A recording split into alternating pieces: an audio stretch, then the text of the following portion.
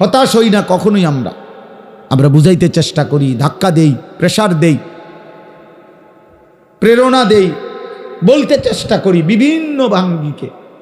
বহু বক্তা, বহু আলেম, বহু উলামা, আউলিয়া নানাভাবে এক কথাই বলতে চেষ্টা করে যে হে আল্লাহর বান্দা, তুমি তোমার জীবনের উপরে রহম করো, হায়াতের কদর করো, তুমি তোমার আখিরাতকে সুন্দর করো, তোমার পরকাল তুমি সাজাও।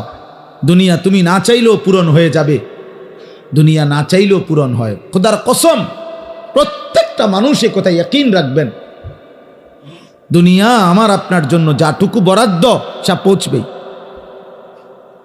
তা পৌঁছবেই। ইন্নার রিজকা লা ইয়াতলুবুল আবদা কামা ইয়াতলুবু আজালাহু। দোস্ত, এটা মনে রাখবেন।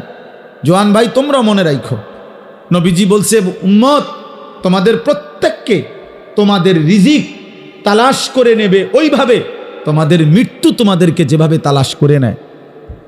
তুমি না চাইলেও যেমন মৃত্যু তোমার কাছে পৌঁছে যায়, তুমি না চাইলেও, তুমি না জানলেও তোমার রিজিক তোমার কাছে পৌঁছে যায়, তোমারে খুঁজে নিবে, রিজিক তোমাকেই খুঁজে নিবে।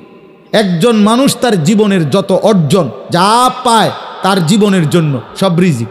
রিজিক শুধু বাতকে বলে না, ও যে ও ছোট বাচ্চা, ওনার সন্তান, তো ও রিজিক। হালাল পবিত্র স্ত্রী, এটা রিজিক। হ্যাঁ, মানে জীবনের যা কিছু আমরা পাইলাম আল্লাহর কাছ থেকে সব আমাদের রিজিক। রিজিক মানে শুধু বাত না, রিজিক মানে শুধু টাকা না। এক কথায় আমার যা অর্জন আল্লাহ দিয়েছেন সব রিজিক। আল্লাহ তাআলার নবী বলেন, আল্লাহি লান ইয়ামুতা নাফসান হাত্তা তাস্তাকমিলা রিজকাহা।